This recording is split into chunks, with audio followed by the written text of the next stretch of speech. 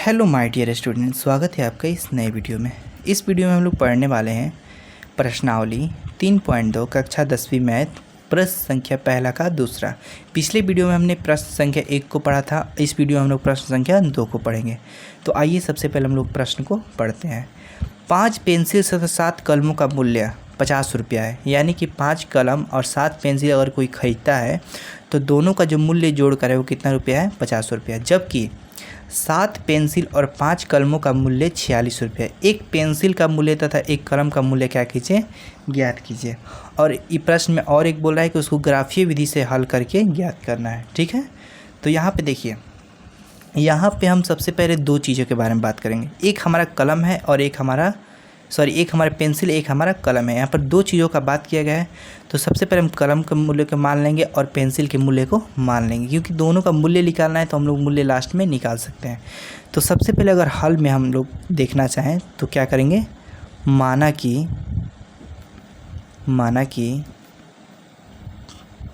यहाँ पर लिखेंगे एक पेंसिल का मूल्य, एक पेंसिल का मूल्य क्या मान लेंगे हम लोग?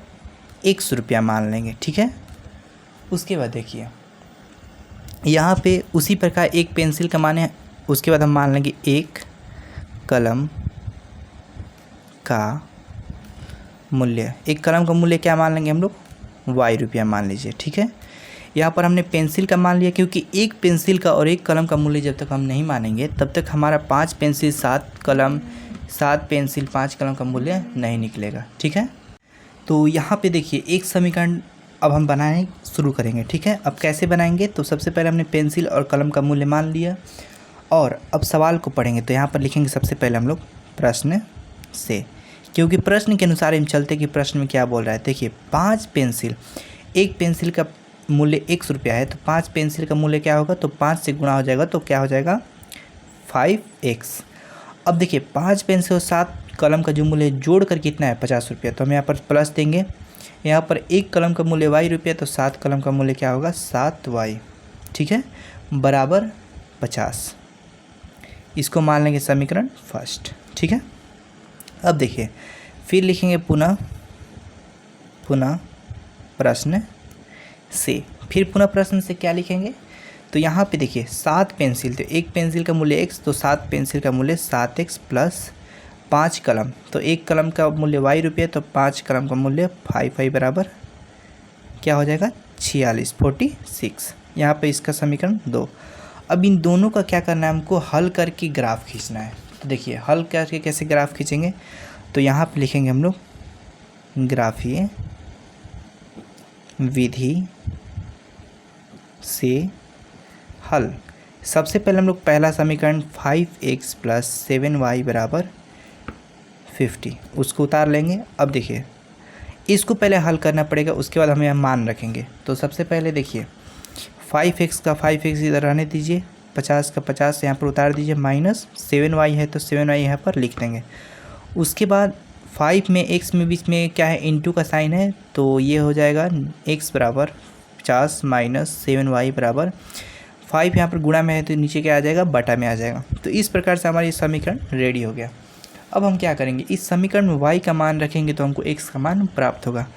तो जैसे मान लीजिए मैं पहले रखता हूँ y बराबर 0 रखने पर, ध्यान से देखिए मैं मान कैसे रख रहा हूँ, उसी प्रकार आपको भी मान रखना है।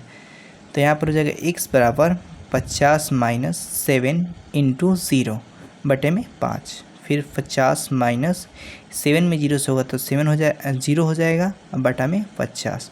यहाँ पर 50 में 0 घटेगा तो 50 बटा में 5, 5 कम 5 और 10 बार में क्या हो जाएगा? 50 कट जाएगा, यानी कि x का मान हमको कितना प्राप्त हो गया? 10। ठीक है, एक मान प्राप्त हो गया। अब दूसरा मान देखिए, जैसे y का मान मैं मान लीजिए क्या रखता हूँ इस बार? 5 रखने पर, तो समीकरण था हमारा x बराबर 50 माइनस 7, यहाँ पर y था तो y के जगह पे क्या हो जाएगा? 5 हो जाएगा, बटे में था 5, तो 50 माइनस 7 5 कितना होता है? 35 बटे में 5। अब 50 में से जब 35 घटाएंगे तो हमारा आएगा 15। अब 15 बटे में 5, तो 5 कम 5 5 दिए 15, यानी कि x का मान कितना प्राप्त हो गया हमको? 3 प्राप्त हो गया।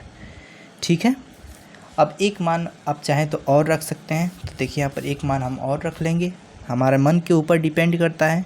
तो यहाँ पर y बराबर, इस बार हम रख लेते हैं 10 रखने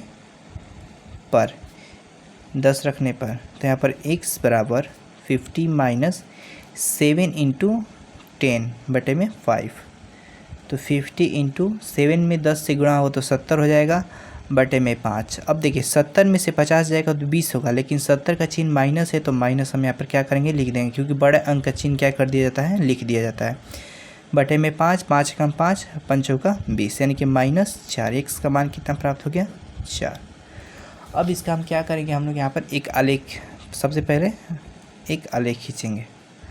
तो आलेख में हम यहाँ पर ऊपर क्या जानते हैं, ऊपर x रहता है, नीचे y रहता है। तो यहाँ पर x का मान हमने, y का मान हमने क्या क्या रखा है, पहले 0 रखा है, फिर 5 रखा है, फिर 10 रखा है। तो एक बार 0 रखेंगे तो हमारा मान क्या प्राप्त हुआ है, 10। ठीक है, एक बार हमने 5 रखा है तो हमारा मान प्राप्त हुआ है 3। ठीक है, उसके बाद एक बार 10 रखा है तो हमारा मान प्राप्त हुआ है -4।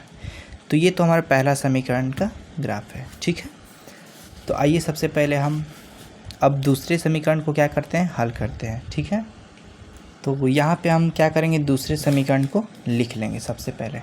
तो दूसरा हमारा समीकरण क्या है, देखिए 7x + 5y बराबर 46। तो यहाँ पर लिख लेंगे हम लोग 7x + 5y बराबर 46। इसमें भी सेम क्या करना है, उसी प्रकार से हमको हल करना है। तो सबसे पहले हम क्या करेंगे, इसके मान को हम लोग बैठाएंगे। तो देखिए जैसे यहाँ पर मान लीजिए मैं 5y को इधर छोड़ देता हूँ, यहाँ पर 46 माइनस यहाँ पर 7x।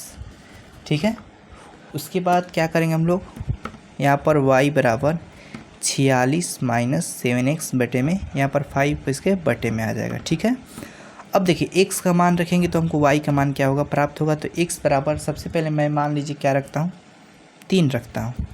3 रखने पर, अब देखिए, अब मैं एक आपको ट्रिक बताता हूँ। यहाँ पर आपको ऐसा मान रखना है यहाँ पर कि अगर हम साथ में कोई अंक गुणा करें और 46 में से घटाएं तो वो 5 से क्या हो जाए, कट जाए, तो हमको आसान पड़ता है। तो जैसे मान लीजिए यहाँ पर 3 मैं रखता हूँ, तो हमारा क्या हो जाएगा, y बराबर 46 माइनस 7 गुणे 3 बटे में 5। 46 माइनस 7 में 3 से होगा तो 21 बटे में 5।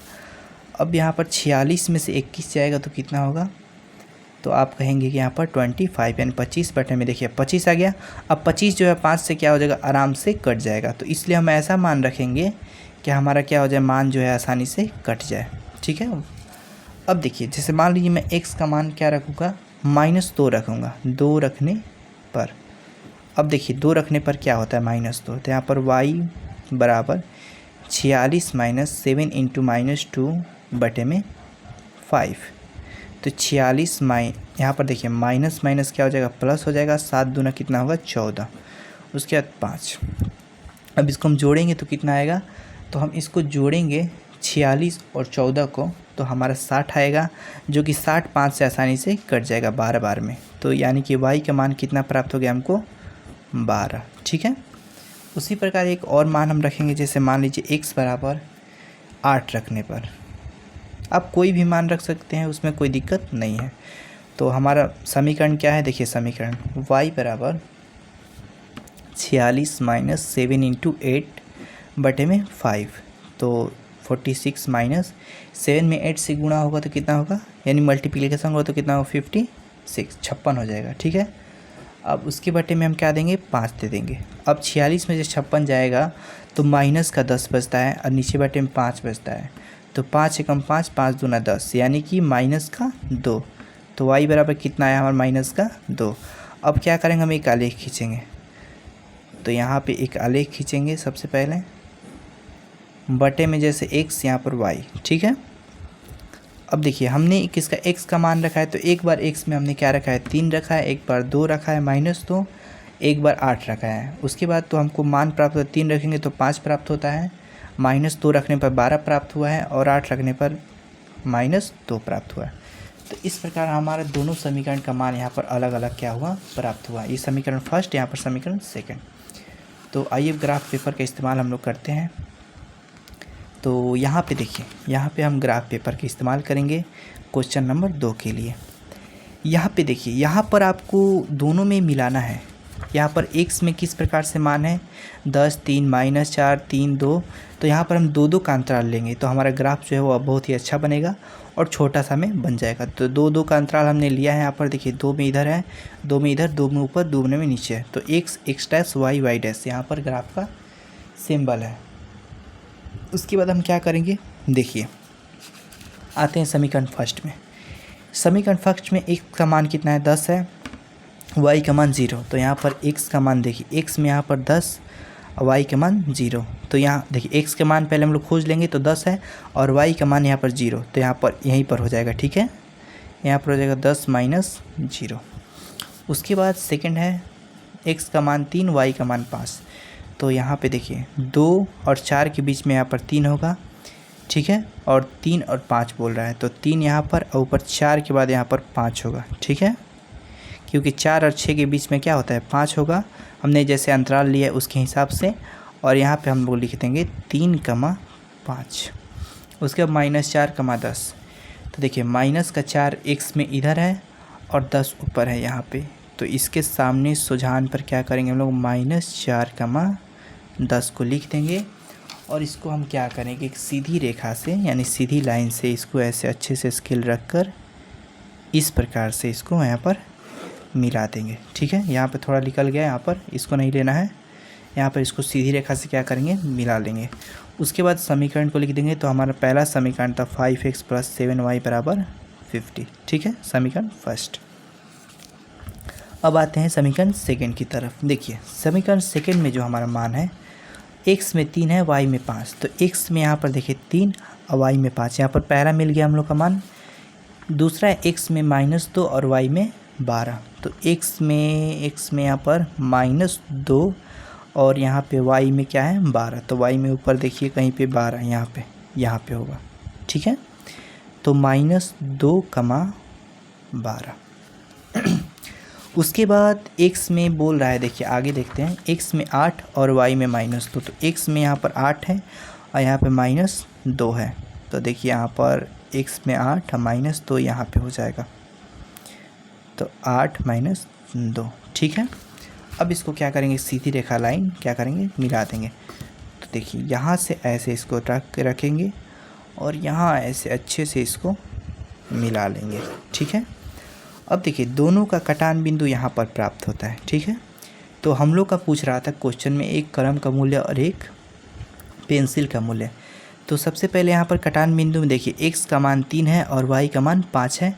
और यहाँ पे हम लोग ध्यान से देखेंगे तो समीकरण फर्स्ट में जो पेंसिल का मूल्य हमने माना था, देखिए पेंसिल का मूल्य को हमने x माना था और कलम के मूल्य को y माना था। तो यहाँ पर 3 क्या होगा यहाँ पर प्राप्त होता है और यहाँ पे 5। जो हमारा पहला समीकरण हो या दूसरे समीकरण, यहाँ पर x और y का मान हम लोग रखेंगे, ठीक है, जिसका मान हमको निकालना है। जैसे मान लीजिए पेंसिल का मान निकालना है तो x का मान यहाँ पर नहीं रखेंगे, y का मान रखेंगे 5। तो यहाँ पर 5x + 7 × 5 50, ठीक है। 5x यहाँ पर 7 × 5 = 35 बराबर 50। 5x 50 - 35, यहाँ पे x बराबर यहाँ पे घटेगा तो 15 में यहाँ पर 5 आ जाएगा यानी कि 3। तो x का मान 3 हमको देखिए ऐसे ही प्राप्त हो जाता है। यानी कि एक पेंसिल का मूल्य कितना है 3 रुपया और एक कलम का मूल्य है 5 रुपया। हमारा क्या हो जाएगा यहाँ पर आंसर हो जाएगा। तो इस प्रकार से आई होप आपको क्वेश्चन जो है अच्छे से समझ में आया होगा। तो आपको परीक्षा में ऐसे ही बना कर आना है, आपको फुल मार्क्स मिलेगा, ठीक है। धन्यवाद, मिलते हैं अगले वीडियो में अगले प्रश्न के साथ।